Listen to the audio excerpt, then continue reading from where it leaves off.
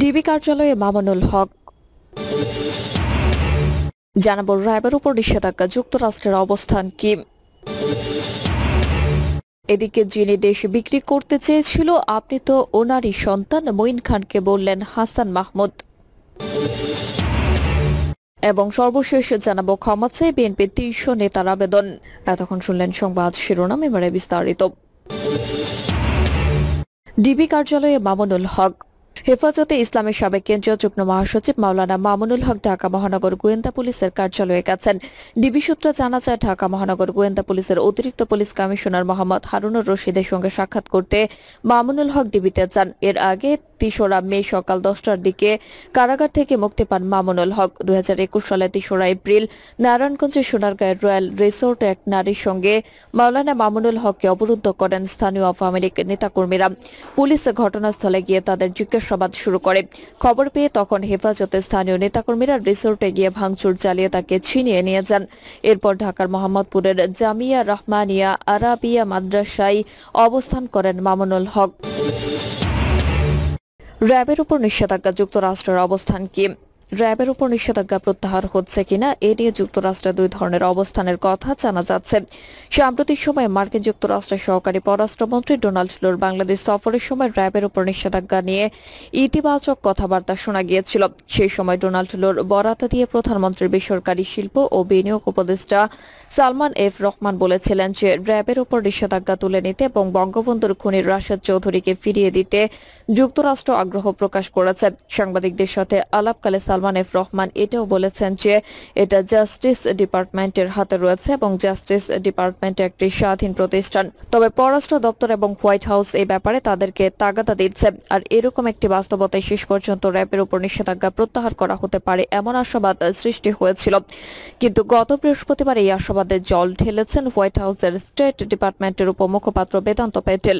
তিনি নিয়মিত press briefing এর বলেছেন যে র্যাবের উপর থেকে নিষেধাজ্ঞা তুলে নিতে হোয়াইট হাউস বা স্টেট ডিপার্টমেন্ট কাজ করছে এমন দাবি সঠিক নয়, এটি সম্পূর্ণ মিথ্যা। যুক্তরাষ্ট্র নিষেধাজ্ঞা প্রত্যাহার করছে না।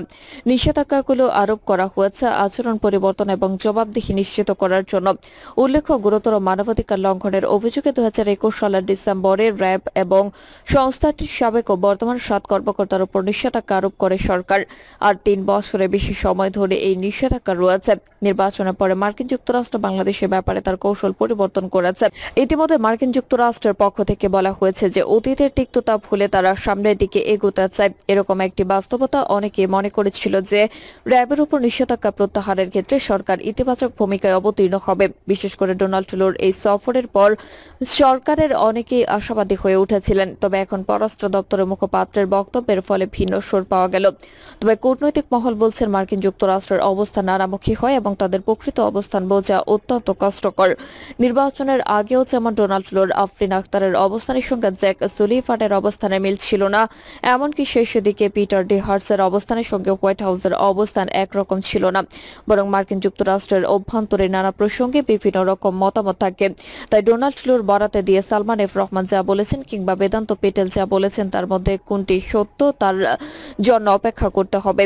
তবে র্যাবের উপর নিষেধাজ্ঞা প্রত্যাহারের জন্য নির্বাচনের পর থেকেই বাংলাদেশের পররাষ্ট্র মন্ত্রণালয় বেশ কিছু উদ্যোগ গ্রহণ করেছে। ইতিমধ্যে সেখানে এই বিষয়টি আলাপ আলোচনা করার জন্য একটি লবিস্ট ফার্মকেও দায়িত্ব দেওয়া হয়েছে। তাদের কাজও বহুদূর এগিয়েছে। তবে অতীত অভিজ্ঞতা এটি বলে দেয় যে মার্কিন যুক্তরাষ্ট্র একটি নিষেধাজ্ঞা দেওয়ার পর সেটি প্রত্যাহার করাটা অনেক জটিল এবং দীর্ঘ প্রক্রিয়ার ব্যাপার। যিনি দেশে বিক্রি করতে চেয়েছিল আপনি তো উনারই সন্তান, মঈন খানকে বললেন হাসান মাহমুদ। বিএনপি স্থায়ী কমিটির সদস্য ডক্টর আব্দুল মঈন খান ইদানিং জ্যোতিষীর মতো কথা বলেছেন বলে মন্তব্য করেছেন আওয়ামী লীগের যুগ্ম সাধারণ সম্পাদক ও পররাষ্ট্রমন্ত্রী ডক্টর হাসান মাহমুদ। তিনি বলেন, বিএনপির রাজনীতির বাইরে তিনি এখন জ্যোতিষীর দায়িত্ব পালন করা শুরু করেছেন। অথচ মঈন খানের বাবা আব্দুল মোমেন খান বঙ্গবন্ধুকে অজনপ্রিয় করতে চেয়েছিলেন। এছাড়া যিনি বলেছিলেন খাদ্যের জন্য দরকার হলে দেশে বিক্রি করে দেব, ওনারই সন্তান মঈন খান। ডক্টর হাসান মাহমুদ বলেন, বঙ্গবন্ধু যখন দেশ পরিচালনা করছিলেন তখন মঈন খানের বাবা আব্দুল মোমেন খান খাদ্য সচিব ছিলেন। খাদ্যবাহী জাহাজ ভারত মহাসাগর থেকে ফেরত যাওয়ার পিছনে তার বাবার কারসাজি ছিল, যাতে দেশে খাদ্য সংকট তৈরি হয়। খাদ্য সংকট তৈরি করে বঙ্গবন্ধুকে অজনপ্রিয় করার ক্ষেত্রে আব্দুল মোমেন খানের ভূমিকা ছিল। আওয়ামী লীগের শীর্ষ এই নেতা বলেন, এই কাজের পরিষ্কার স্বরূপ জিয়াউর রহমান ক্ষমতা দখল করার পর আব্দুল মোমেন খানকে মন্ত্রীর মর্যাদায় খাদ্য উপদেষ্টা বানিয়েছিলেন। 1979 সালে নির্বাচনের পর আব্দুল মোমেন খান সংসদে খাদ্যমন্ত্রী হিসেবে বক্তব্যে বলেছিলেন, খাদ্যের জন্য দরকার হলে দেশে বিক্রি করে দেব। ওনারই সন্তান মঈন খান।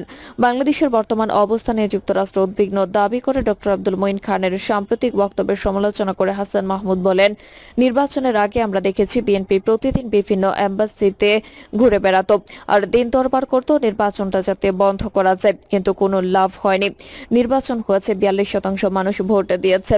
যদি নির্বাচনের দিন কুয়াশা এবং প্রচন্ড ঠান্ডা না থাকতো তাহলে আরো বেশি মানুষ ভোট দিত।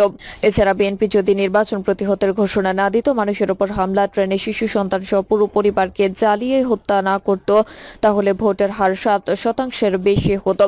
গত 2-3 বছরে ইউরোপীয় ইউনিয়নভুক্ত অনেক দেশে নির্বাচন হয়েছে, সেখানে অনেক দেশে 40% কম ভোট পড়েছে, যদিও বা সেখানে নির্বাচন বর্জন ও প্রতিহতের কোনো হুমকি ছিল না। তিনি বলেন, বাংলাদেশের অত্যন্ত চমৎকার নির্বাচন হয়েছে। নির্বাচন যদি চমৎকার না হতো তাহলে পৃথিবীর 80টি দেশের সরকার কিংবা রাষ্ট্রপ্রধান আমাদের প্রধানমন্ত্রীকে অভিনন্দন জানাতেন না। যুক্তরাষ্ট্রের প্রেসিডেন্ট চিঠি লিখে অভিনন্দন জানিয়ে বলেছেন, বাংলাদেশের সঙ্গে সম্পর্কে নতুন উচ্চতায় নিয়ে যেতে চায়।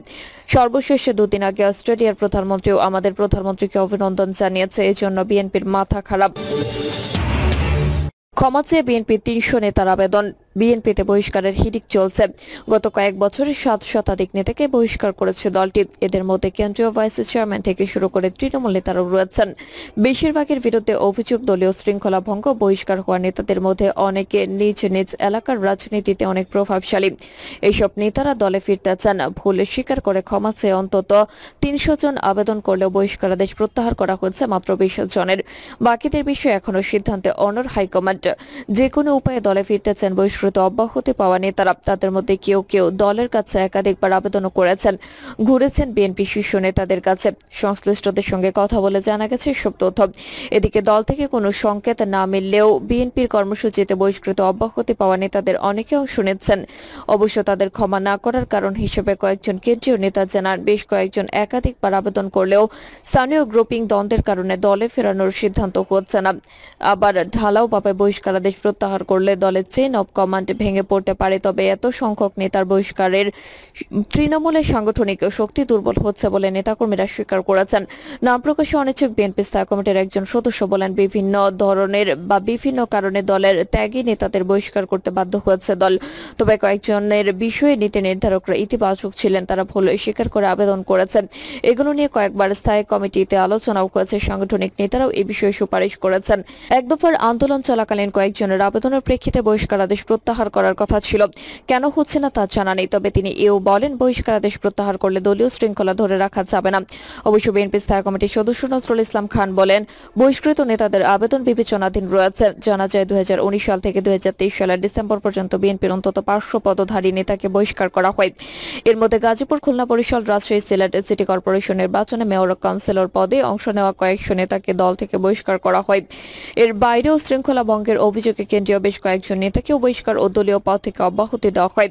এছাড়া বিভিন্ন ইউনিট কমিটির বিরোধিতা, স্থানীয় বিরোধ, বিতর্কিত বক্তব্যের কারণে বহিষ্কার করা হয়। বহিষ্কৃত অব্যাহতি পাওয়া নেতাদের অনেকেই বিএনপির ভারপ্রাপ্ত চেয়ারম্যানের কাছে ক্ষমা চেয়ে সক্রিয় হওয়া বহিষ্কারাদেশে প্রত্যাহার ও স্বপদে পুনর্বহালের জন্য আবেদন করেছেন, যা কেন্দ্রীয় দপ্তরে পড়ে আছে বছরের পর বছর। বেশ কয়েকজনের বহিষ্কারাদেশ প্রত্যাহারে মহাসচিব ও কেন্দ্রীয় ও জেলার শীর্ষ নেতাদের সুপারিশ থাকলেও কার্যকরী কোনো ব্যবস্থা নেওয়া হচ্ছে না। এতে স্থানীয় রাজনীতিতে শক্তি হারাচ্ছে বিএনপি, এমনটি বলেছেন তৃণমূলের নেতারা। এদিকে দলীয় সিদ্ধান্ত অমান্য করে দ্বাদশ সংসদ নির্বাচনে অংশ নেওয়ায় কেন্দ্রীয় ও জেলা পর্যায়ে 14 জনকে বহিষ্কার করে বিএনপি। এর মধ্যে 2 জন ছাড়া কেউ বিজয়ী হতে পারেনি। ফলে বাকিদের কেউ কেউ বিএনপিতে ফেরার চেষ্টা চালাচ্ছেন। এছাড়া ষষ্ঠ উপজেলা পরিষদ নির্বাচনকে কেন্দ্র করে এখন পর্যন্ত বহিষ্কার করা হয়েছে 204 নেতাকে। প্রভাবশালী নেতাদের মধ্যে দলীয় সিদ্ধান্ত অমান্য করে নারায়ণগঞ্জ সিটি কর্পোরেশন নির্বাচনে অংশ নেওয়া 2022 সালের জানুয়ারিতে বহিষ্কার হন বিএনপি চেয়ারপারসনের উপদেষ্টা তৈমুর আলম খন্দকার। বিএনপি চেয়ারপারসনের উপদেষ্টা তৈমুর আলম খন্দকার কুমিল্লা সিটি নির্বাচনে অংশ নেওয়ায় সাবেক মেয়র বিএনপির নির্বাহী কমিটির সাবেক সদস্য মনিরুল হক সাক্ষ্য, মহানগর স্বেচ্ছাসেবক দলের সাবেক সভাপতি নিজামুদ্দিন কায়েসারকে আজীবন বহিষ্কার করে দলটি। 2021 সালে খুলনা মহানগর কমিটি গঠন নিয়ে দলের সিদ্ধান্তে আপত্তি জানালে খুলনা বিভাগীয় সাংগঠনিক সম্পাদক পদ থেকে অব্যাহতি দেওয়া হয় নজরুল ইসলাম মঞ্জুকে। প্রিয় দর্শক, এই ছিল এখনকার সর্বশেষ সংবাদ। আপডেট সব সংবাদ পেতে চ্যানেলটি সাবস্ক্রাইব করে বেল আইকনটি ক্লিক করে রাখুন।